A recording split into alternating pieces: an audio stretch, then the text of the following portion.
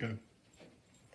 Welcome everyone to this very exciting installment of Root Cellar at Home, Calliope's online series aimed at bringing great musicians into your home every month.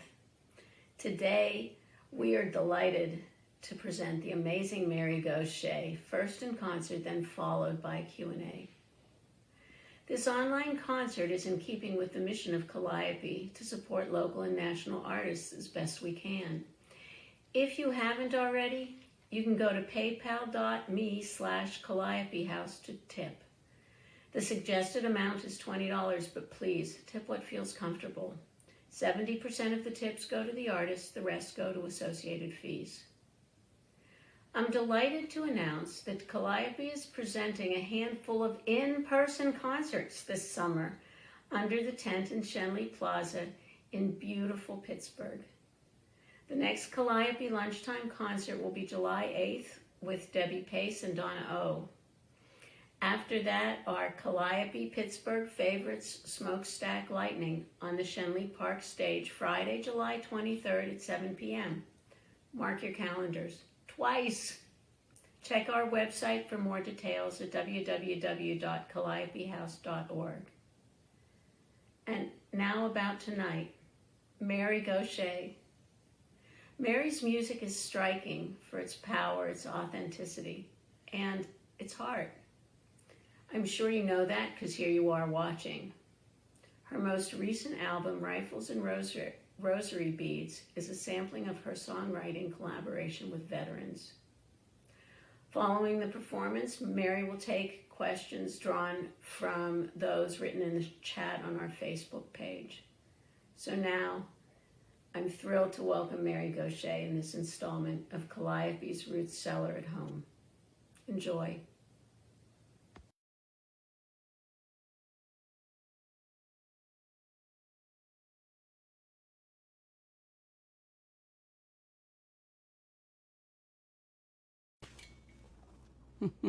Hi, everybody.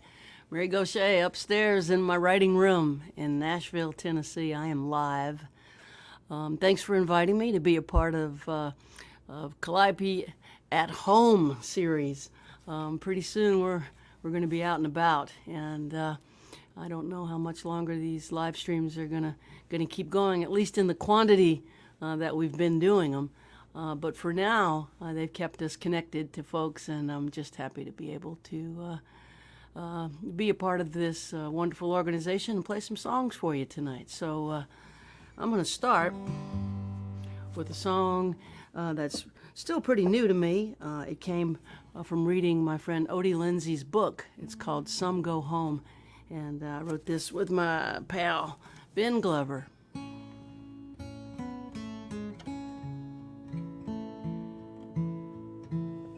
Highway 90 westbound in the falling dark, I'm rolling past cornfields, catfish farms and swamps, a Pascagoula sunset, a longing breaking through. I don't know why I'm always leaving. I don't know why I left you.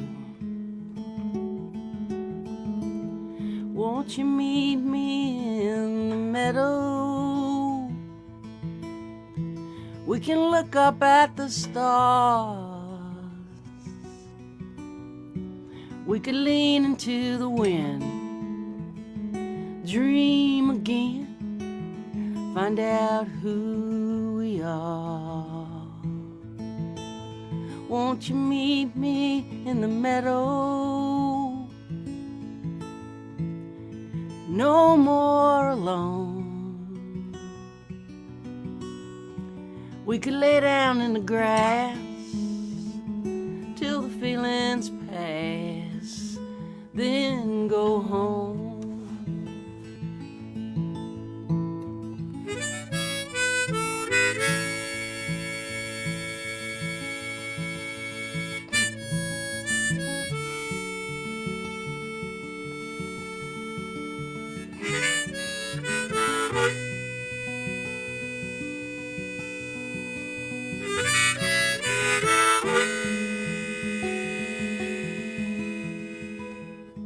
have so much to tell you. Yes, I'm ready to come clean. I'm so tired of running from things I cannot leave. You and me in Mississippi, battled, beautiful and scarred, all in need of forgiveness and the awful grace of God. Won't you meet me in the meadow? We can look up at the stars. We could lean into the wind, dream again, maybe find out who we are. Won't you meet me in the meadow? No more alone.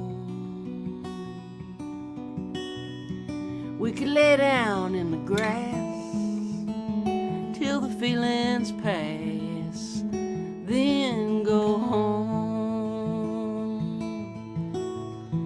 Let's lay down in the grass till the feelings pass, then go home.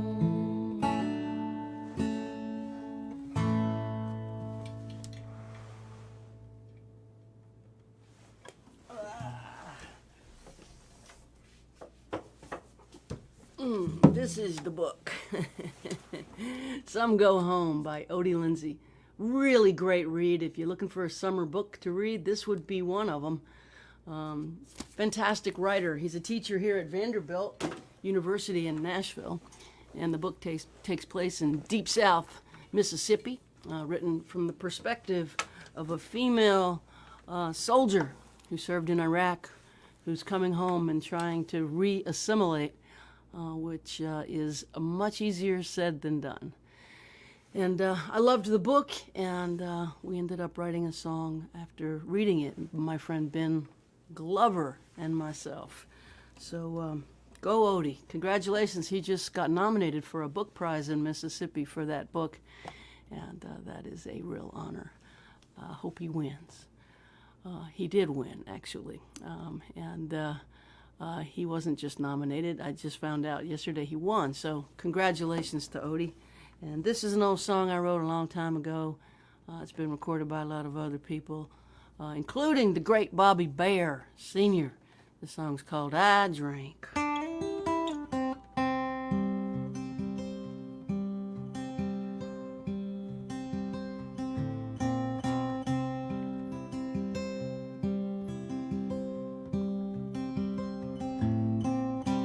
Well, he'd get home at 5:30, fix his drink and sit down in his chair, pick a fight with Mama, complain about us kids getting in his hair. At night he'd sit alone and smoke. I'd see his frown behind his lighter's flame. Now that same frown's in my mirror. I got my daddy's blood inside my veins. Fish swim, birds fly, daddy's yell, mama's cry. Old men sit and think.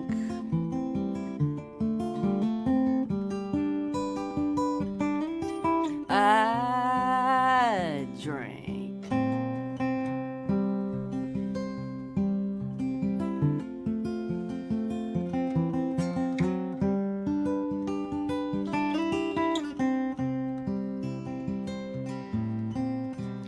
Chicken TV dinner, 6 minutes on defrost and 3 on high. wash it down with another. There's some whiskey on the side. It ain't so bad alone here. It don't bother me that every night's the same. I don't need another lover hanging round trying to make me change. Fish swim, birds fly, lovers leave by and by. Old men sit and think.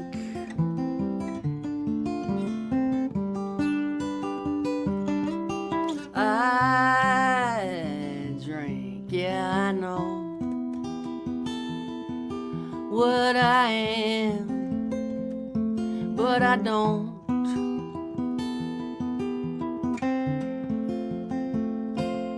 give a damn. Fish swim, birds fly, daddy's yell, mama's cry. Old men sit and think.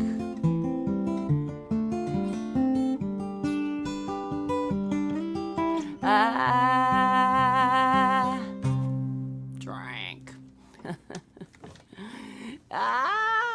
I start my book with that song.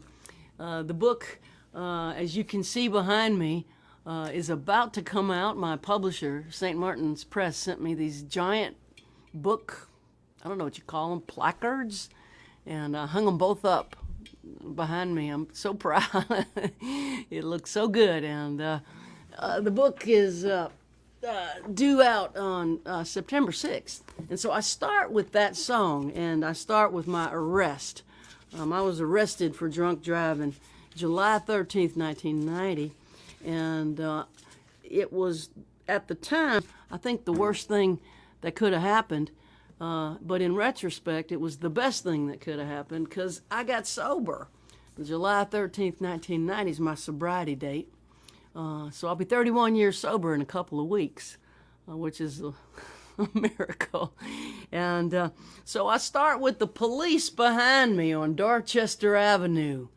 And I'm drunk, and I get arrested, and it leads to that song eventually. Sobriety leads to songwriting. I might read something from the book in this live stream if I can build it in, but that's where it starts, and really that's where it starts for me as a songwriter. After I put down the drugs and alcohol and started to heal, music started coming, and it continues to come, thank you, Lord. I am still writing songs and have got a pile of them right now ready to record, so we'll get around to a new record at some point soon. Here's another new one that I wrote in a hotel room in Albany, New York.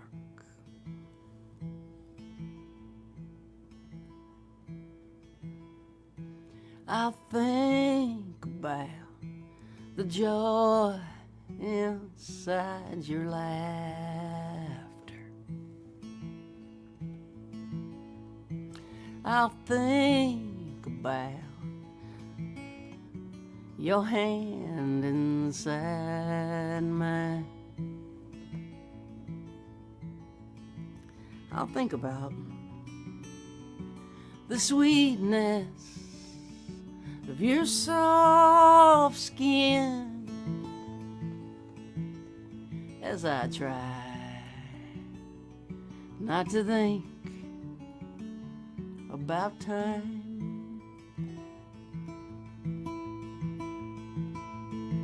I'll think about my arms wrapped all around you.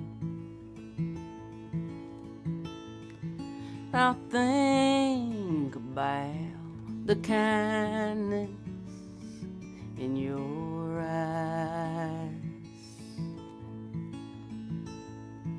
I'll think about how you showed up on my doorstep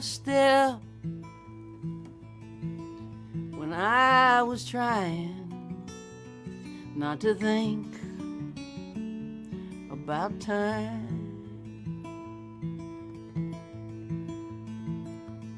So many roads, so many towns between us, so many nights, so many stairs to climb, so many thoughts to think as I miss you, and I try not to think about time.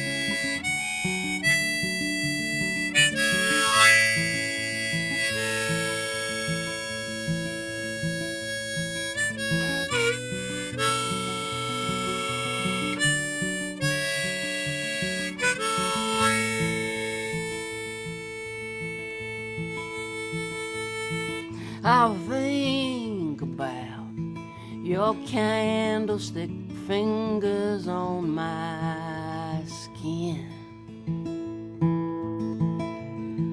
I'll think about the shiver in your side. I'll think about how much I wanna kiss you as I try not to think about time. So many roads, so many towns between us, so many nights, so many stairs to climb, so many thoughts to think as I miss you, and I try not to think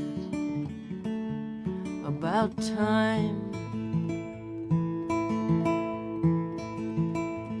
I will try not to think about time.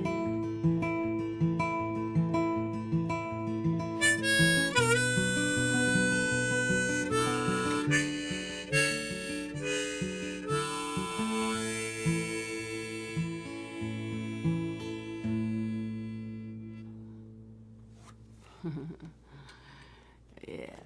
In a hotel room, missing someone. That's what that one's all about. This is another hotel room song. Let me just go to it. This was written in a hotel room in Saratoga Springs, New York. During the winter, I was going to play Cafe Lena. And we couldn't leave town after the show because there was a blizzard. And so we were holed up in there for a couple of days. It was quite a bit of snow, and we kind of got to get familiar with the hotel. It's called the Downtowner. It's an old hotel, the kind that you used to see in Florida a lot, with the pool in the middle, inside, a lot of tile around the floor and the pool area. and the rooms are the kind that have permanently installed ashtrays in the bathroom. I give you some sense of the age of the hotel. It's an old girl, and she's still really functional, and I like staying there. But this particular visit was during a breakup, and so I set the stage in the motel room for the narrator to talk about the troubles of the breakup, and it goes like this.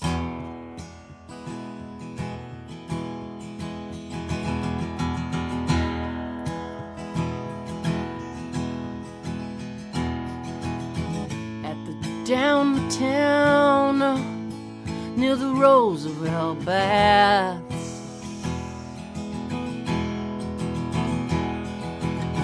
it's $48.50 if you're paying cash. Spanish television up through the floor. Desk clerk don't look up when I walk by anymore.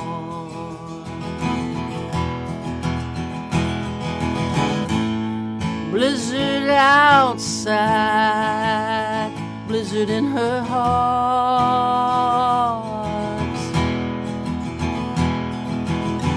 Lonesome travelers, cheap motel art.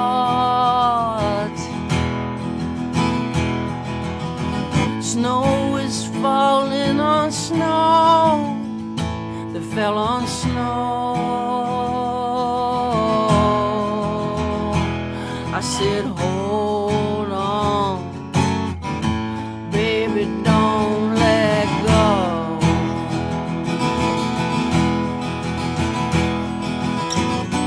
Trying to catch my breath, she moves so fast.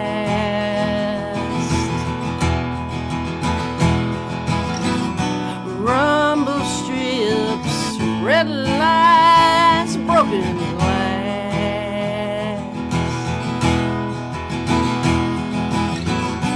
Twisted steel, sirens and blood.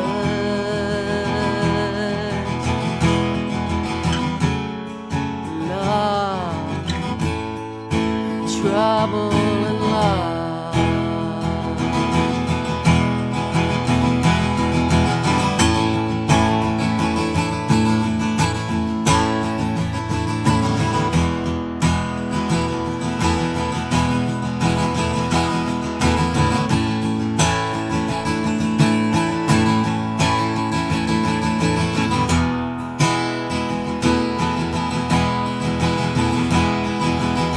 A head full of dreams, a heart full of hurt.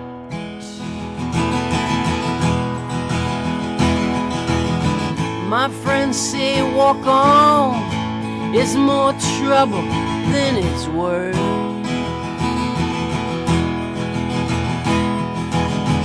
But my will is gone, and my head hangs low.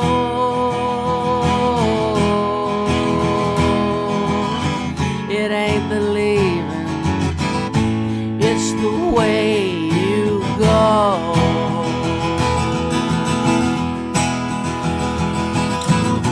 Trying to catch my breath, she moves so fast.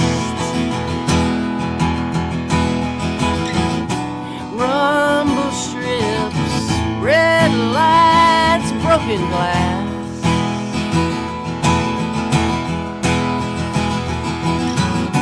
Twisted steel, sirens, blood, love, trouble and love,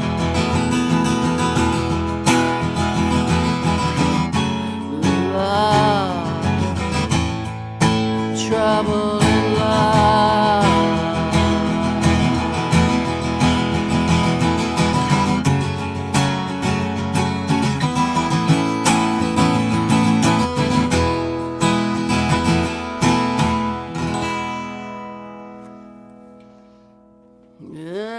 Trouble and love. It's like red beans and rice. They go together.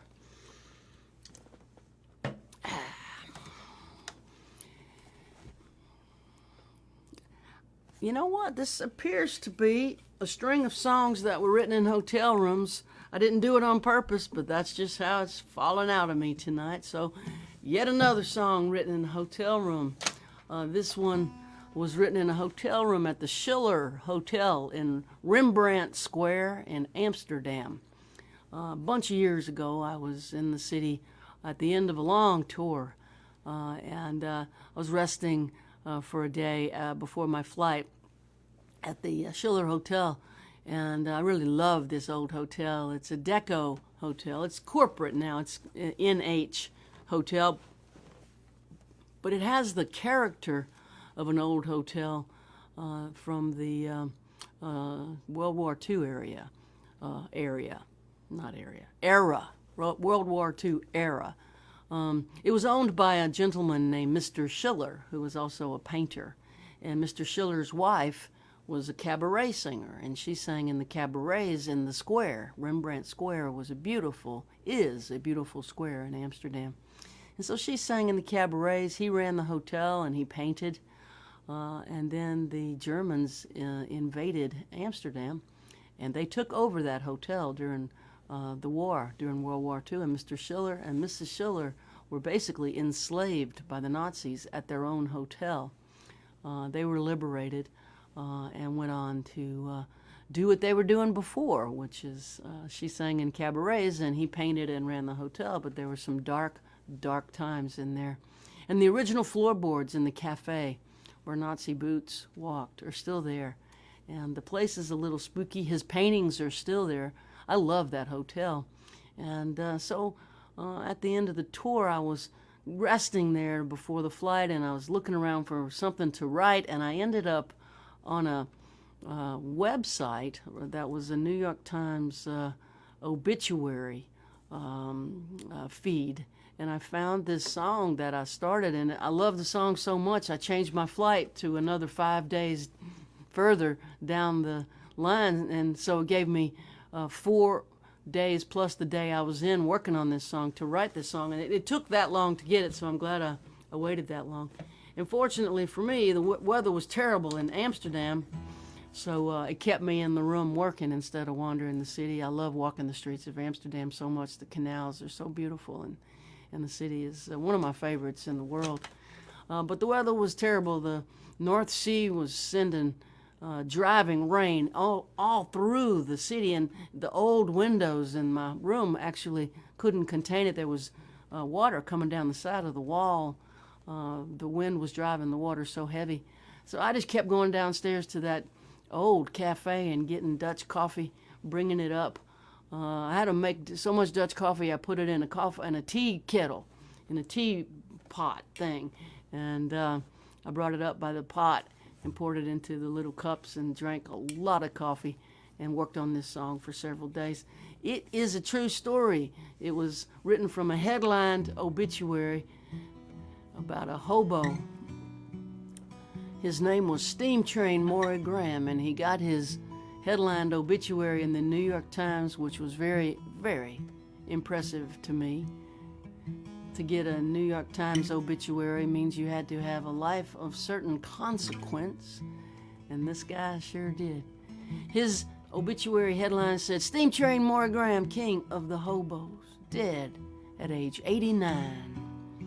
And I read that obituary and started poking around for more information about Steam Train Maury Graham, and that's how this song was born.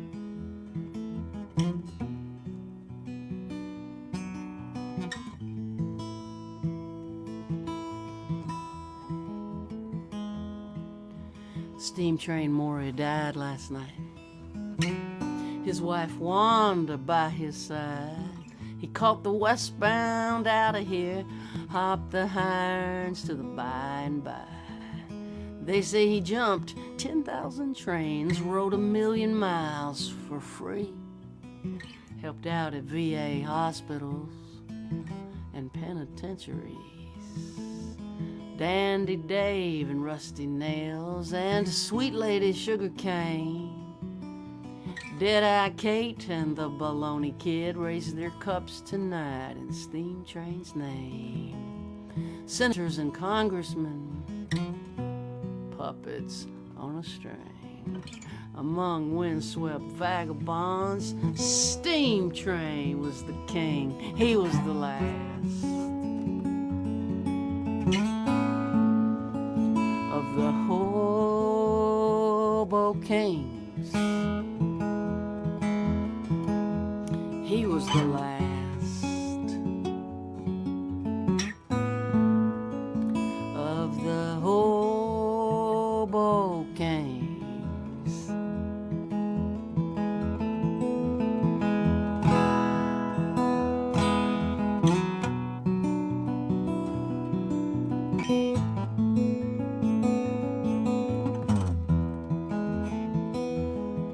Now bums, they drink and wander round, tramps dream and wander too. But a hobo was a pioneer, and he preferred to work for food. He knew how the nation was doing by the length of a sidewalk cigarette butt. Born with an aching wanderlust embedded in his gut.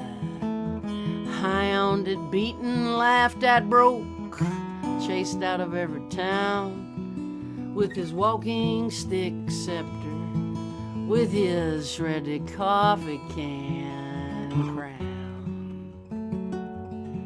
The last of the Hobo Kings.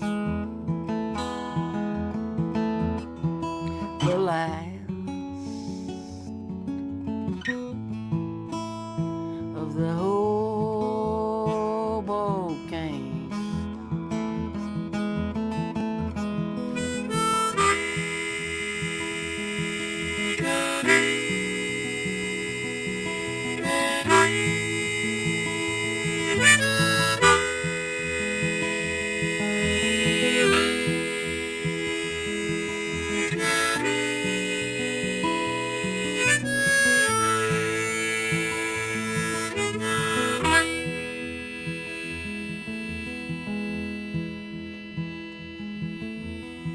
The last freemen are hobos, Steinbeck said, and paid them cash. The stories he bought from them helped him write The Grapes of Wrath. But boxcars have been sealed for years and trespassers do time. Railroad yards are razor wired, now hoboing's a crime. So here's to you, Steam Train Maury. Hold that westbound tight as you ride off into history. The last hobo, the last ride, the last of the Hobo Kings. The last of the Hobo Kings.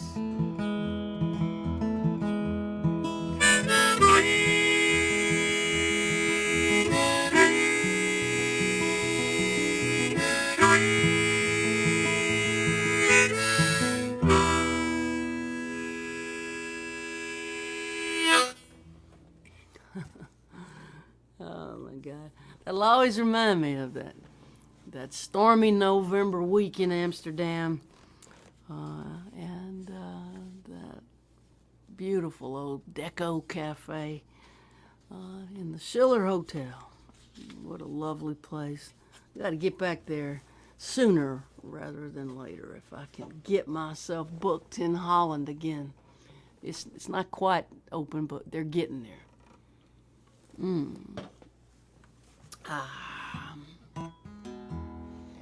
Let's see. Did Mary ever collaborate with Guy Clark? Yes, Lisa, I did. We recorded a duet of I Drink, which Gerf Morlix still has over at his house in Austin, Texas. Guy and I did not write together, but he came and sang with me on I Drink, and we do have a duet of me and Guy singing that song.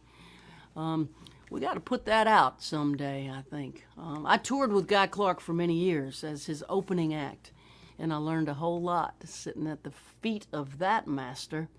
I learned a lot about songwriting, and I learned a lot about troubadouring and folk singing, and the distinction, I think, between country music and being a folk singer from the South. There's a distinction. I mean, just because we have a Southern accent doesn't make us country. I don't relate to or understand country music at all anymore, although I used to love it. Today, I, quite frankly, hate it. But I used to love it, and back then I wouldn't mind being affiliated with country. Today, I just don't want nothing to do with it. I do think, however, the South does produce great troubadours and great folk singers.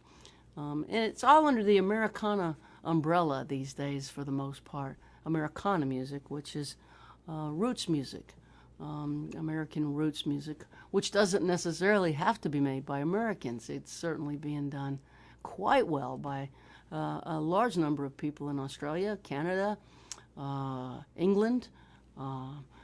It is a genre that is pretty inclusive and very expansive, and I love being in it.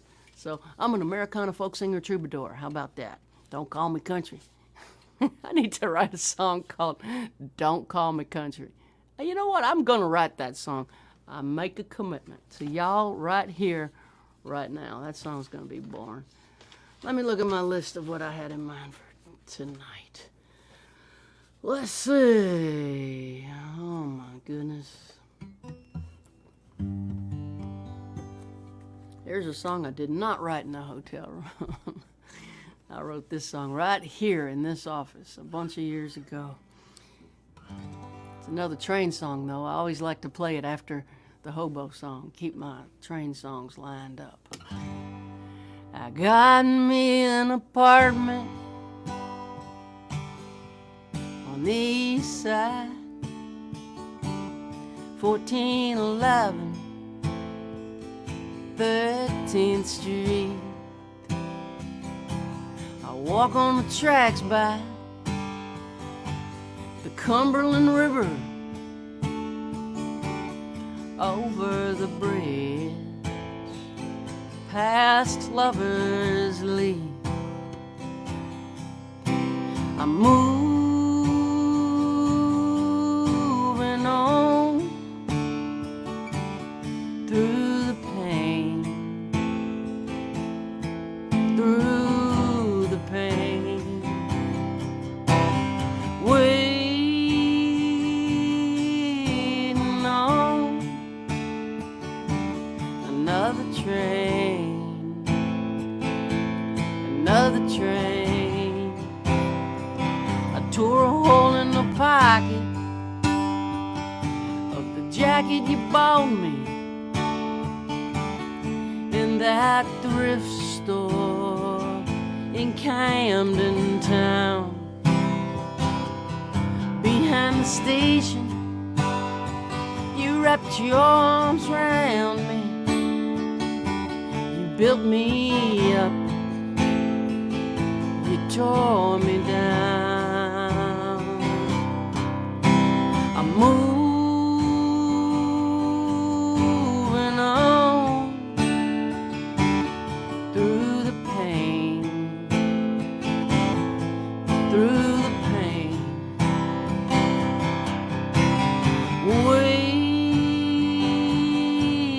waiting on another train, another train.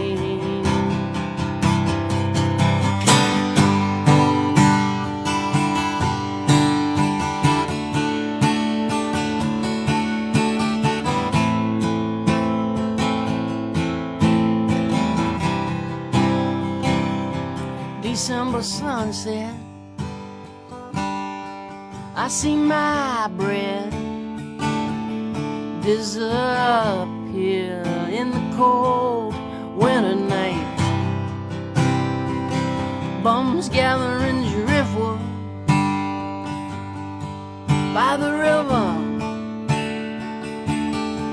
whistle blow a lonesome sigh, moving on through the pain, through the pain, waiting on another train, another train, moving on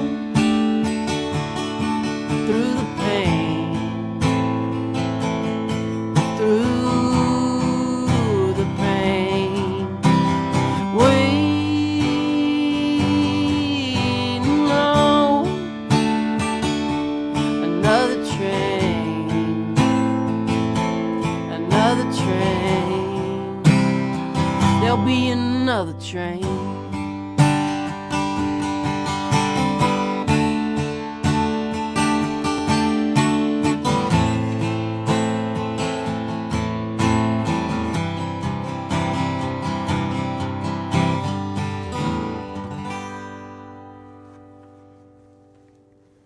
Yes, there'll be another train. Hang in there if you're in the middle of it.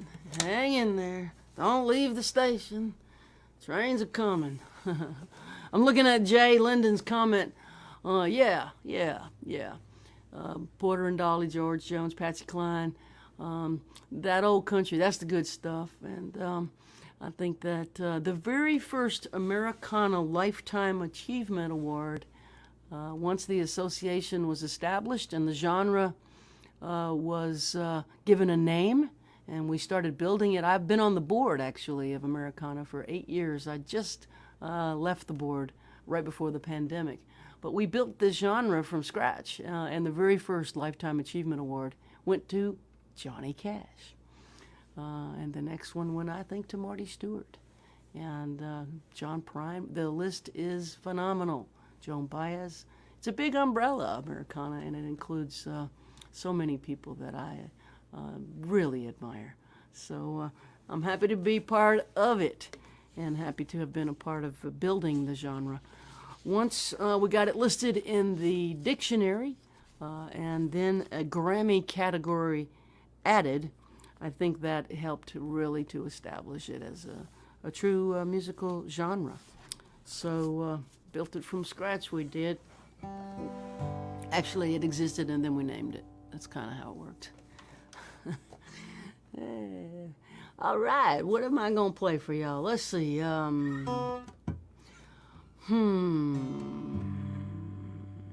me play this old song. I haven't played this in a long time. I wrote this with Beth Nielsen Chapman, and wrote a lot of songs with Beth Nielsen Chapman. She's an incredible songwriter and a dear, sweet friend of mine. We put this together at her house probably, 5, 7, 8 years ago now. Jeez, it goes so fast, doesn't it? Anyway, it's called False from True.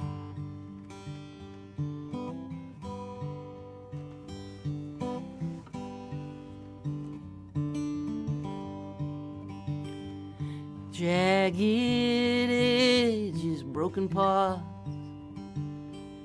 where you went and where I stopped. I got so tangled up in you, I can't tell false from true. You woke up inside a cage. I woke up consumed with rage, 1,000,000 miles from our first kiss. How does love turn into this? A stranger showed up in your eyes, hard as steel, cold as ice. I tried and tried, but I could not break through. There's two of you, one don't feel. I don't know which one is real. Loving you left me black and blue, and I can't tell false from true.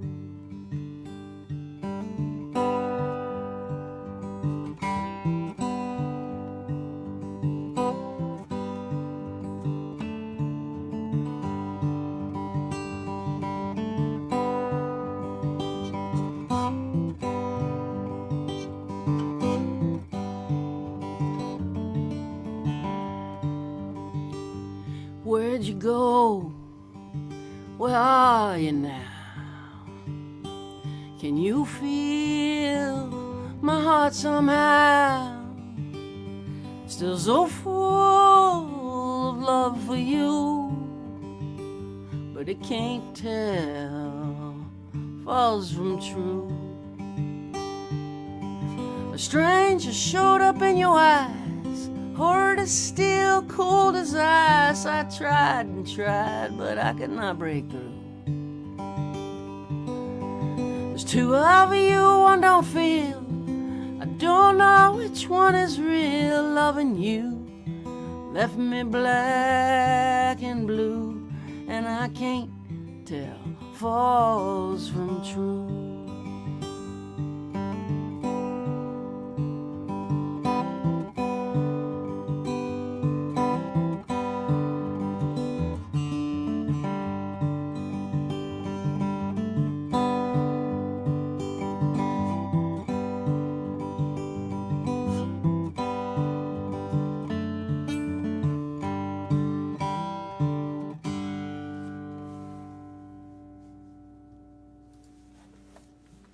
Yeah, false from true. Good old song. Holds up. I'm gonna play a song I wrote after Katrina. I was born in New Orleans, and I was in Hawaii when Katrina hit, and followed it very, very closely because my father was still alive at the time, and he was in a assisted living facility in Houma, Louisiana, and the storm was treacherous for people who were in assisted living facilities and nursing homes, because a lot of the staff vacated to go take care of their own families, which is in many ways understandable. But he was helpless in that situation. So my sister and I kept our eye very close on this storm, and after Katrina, everything sort of changed for a lot of us, and I didn't really understand the magnitude of what had happened. I'm still actually internalizing all of it, but it was my first time to start to really get my mind around climate change and how the world is really quite different, and how people who are helpless are the ones who are going to get hurt first and worst. So I didn't mean to write a song about climate change and natural disasters ever increasing in amount and numbers, but I guess that's kind of what I did in retrospect. Katrina was a long time ago, but when I play this song, that's what I think about now, is that a lot of people's homes are gonna go. This song came out of reading an article from the Times-Picayune, which was being published in Baton Rouge after Katrina, because the offices in New Orleans were completely flooded. So they moved it to the Times-Picayune New Orleans paper into the offices of the Baton Rouge paper, which was the State Times Morning Advocate, and published out of those offices for over a year, I think, as they rebuilt in New Orleans. And so it was one of those articles where the reporter talks to the man on the street about what had happened. And there was a guy wandering around in the Ninth Ward in a daze. The Ninth Ward got hit really hard by the flood when the levee breached, and it flooded to the ceiling, and those were the people you saw trying to get out through hammering or sawing their roofs. They were in their attic trying to push through to their roof. A lot of them did not make it, and those that did had to be rescued by helicopters and boats. And Anyway, this man on the street, after the waters receded, was wandering around in a daze, and the reporter asked him this stupid question: how does it feel to have lost everything? And his answer was, I don't know, sir. All I can tell you is it sure is sad when you want to go home and you can't find the way. And that dropped into my songwriter brain and became this.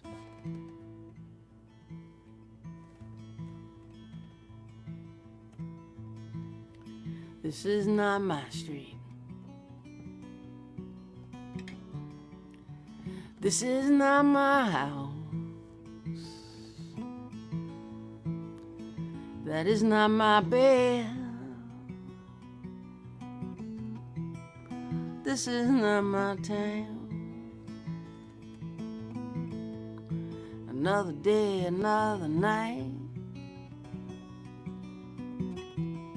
Another night, another day. I want to go home. I can't find my way.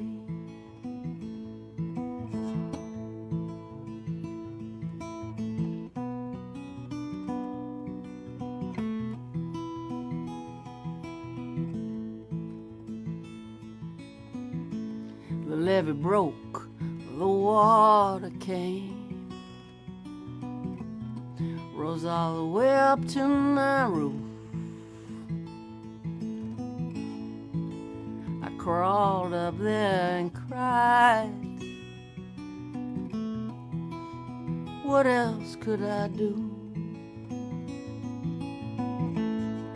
Another day, another night. Another night, another day. I want to go home. I can't find the way.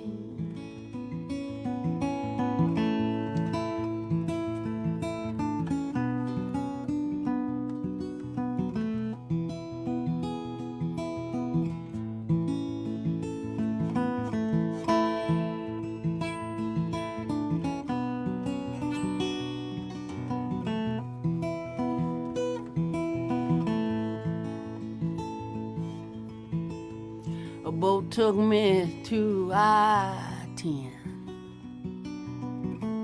I sat there 3 days, maybe 4. Thousands stranded on the interstate, and every hour boats brought more. Another day, another night. Another night, another day. I wanna go home. I can't find the way.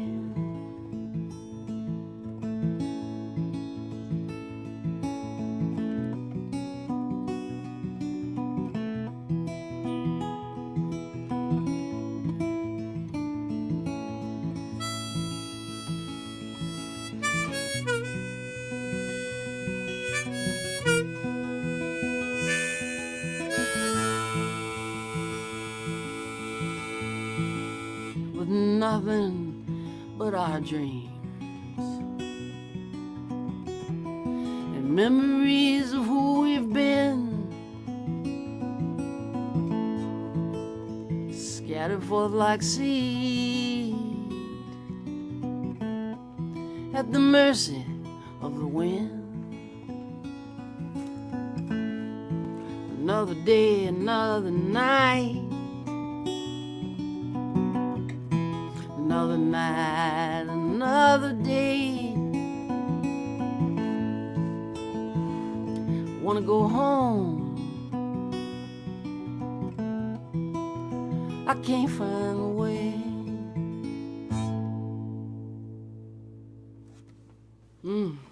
Can't find a way. I'm gonna look at something here, see if I can.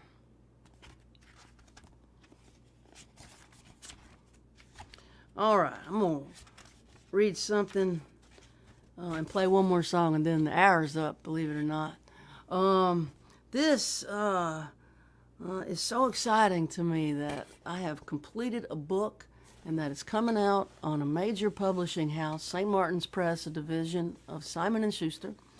They're such a big publisher that they make me those things behind me, that big pictures of the book like I'm on CNN or something, pushing the book. And I'm proud of this book. It took me almost 7 years to write this, and it's a combination of songwriting instruction, memoir, and recovery. How to get how I got myself clean and sober and stayed that way. So it's a mashup of 3 different things. But since we talked about genres and stuff, I'm going to read this section of the book that clarifies a little bit more of who I think I am. Who do you think you are? Well, let me tell you who I think I am. I am a troubadour. This is coming out of this book here. Troubadouring is an approach, not a genre. Inside the word troubadour, I hear the word true. Troubadours tell true stories, true to feeling, not fact. People need stories to make meaning out of their lives, and songs are how most people get their stories. Modern-day troubadours are self-perceived outsiders who write songs about underdogs, unnoticed or marginalized folks, and struggles not often heard in mainstream music. In an age of misinformation and lies, we are the wandering minstrels who compose and perform songs to tell the truth. And like the stories of old, songs help teach us how to live and why. Troubadours play in theaters, listening rooms, nightclubs, bars, people's homes, yards, barns, at folk festivals, and yes, on live streams. Hello. Earning what we can by performing where we can. Troubadours aren't the kind of songwriters who try to write songs for hit-driven marketplaces. We are the other kind. When people ask me what kind of songs I write, I tell them I write real ones. I am called to write songs that help people check in, not out. While my songs will likely not be hits, they feed me in ways that fame and money cannot. My work is more a ministry than a show business venture, though there is, of course, a show business component in every successful ministry. I've offered my opinions and observations on songwriting here with no small amount of terror. I'm no more qualified to write about songwriting than any other songwriter who has made it their life's work. I cannot read music or notate it properly. I'm not always sure of what key I'm in or what chord I'm playing. I have no idea what key I sing in, and I honestly don't care. I've carved a career from focused effort, trusting my gut, and sitting studiously at the feet of the masters. I am a teacher, but also and always a student. There is always more to learn about music and song. I've played in dozens of countries and listened to thousands of people's stories, heard late-night confessions, and held strangers in my arms as they wept. No matter a person's nationality, age, race, gender, sexuality, politics, religion, or lack of religion, human emotion is the same everywhere I go. People are lonely, yearning for meaningful connection. People need hope. They need to believe in something. People are hurting. Many are traumatized, afraid. People need love. But love is hard, so much harder than they expected. I understand because I feel these things too. It's why I became a troubadour. And that is from Saved by a Song, hitting the streets July 6. Right around the corner. It's coming down the pike. I am about to have a baby. A book. 59 years of living jammed into that book, and 30 years of songwriting, 31 years of sobriety, all between those pages. And I'm so proud of it. I hung those pictures up behind the flag, beside the flag. Thank y'all for joining me, and I want to thank everybody for being a part of the story tonight. The Calliope Pittsburgh Folk Music Society for presenting the show and helping artists throughout this pandemic, and making it possible for folks to have a platform to play on. I'm happy to be of service to you tonight. And this last song is going to be my final song, and then I'll look at the chat, answer any questions. So go ahead and type them in if you have any for a few minutes, and then we will call it a night. And I'm going to go downstairs and use my air fryer to cook me some salmon. If you haven't done that, I recommend it highly. The air fryer roasts salmon. Just season it up with some seasoned salt. It cooks salmon so good, and then I'm gonna roast up a sweet potato, steam some asparagus because it's that time of year, and have a nice little dinner. Jamie's on the road. She's working. She's playing. She's on stage right now in Illinois playing Moccasin Creek Festival. Sending her, my partner Jamie, good wishes for a great show tonight, and I'm gonna have a show with her on a live stream on Sunday here from my office at 2 o'clock Central Time. We'll live stream with the maestro Michele Gazic in Italy, like we've done every Sunday since April of 2020. We'll keep going as long as we can, and hope you join us on Sunday. We'll take all your requests on Sunday and play them. And this is the final song of the night, and it's called Mercy Now.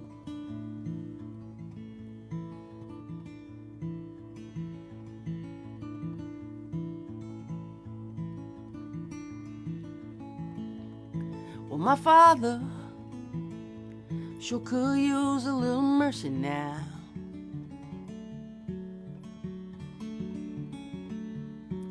The fruits of his labor falling right slowly on the ground.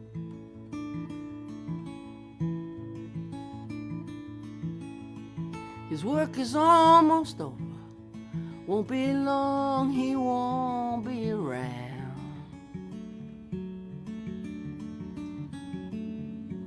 I love my father. He could use some mercy now.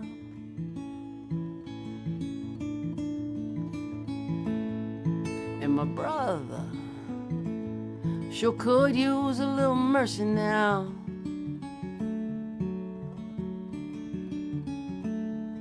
He's a stranger to freedom, shackled to his fear and doubt.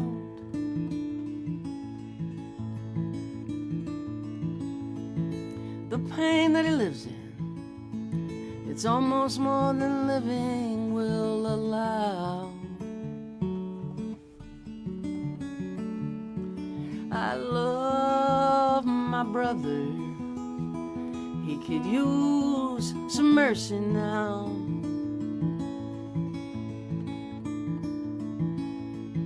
My church and my country, they could use a little mercy now.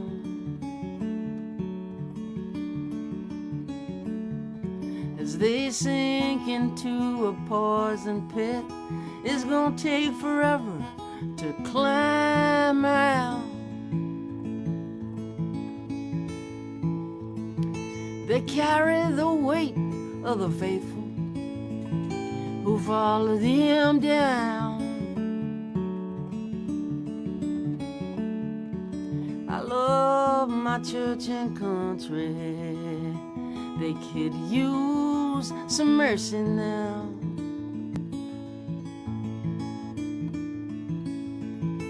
Every living thing could use a little mercy now.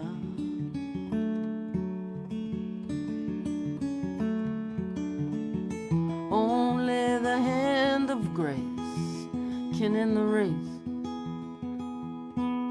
towards another mushroom cloud.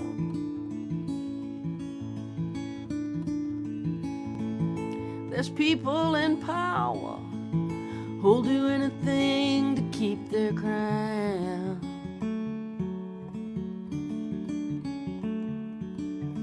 I love life, life itself could could use some mercy now.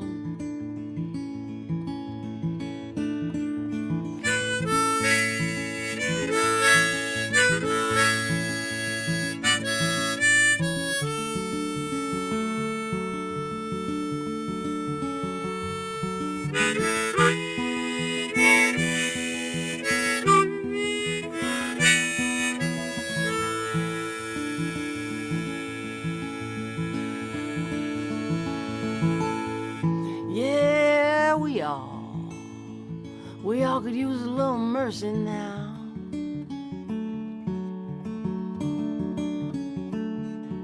I know we don't deserve it, but we need it anyhow.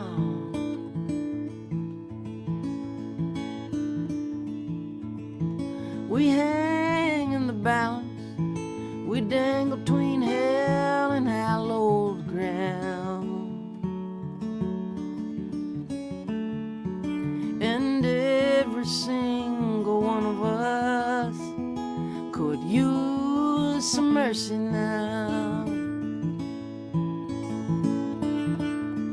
Yes, every single one of us could use some mercy now.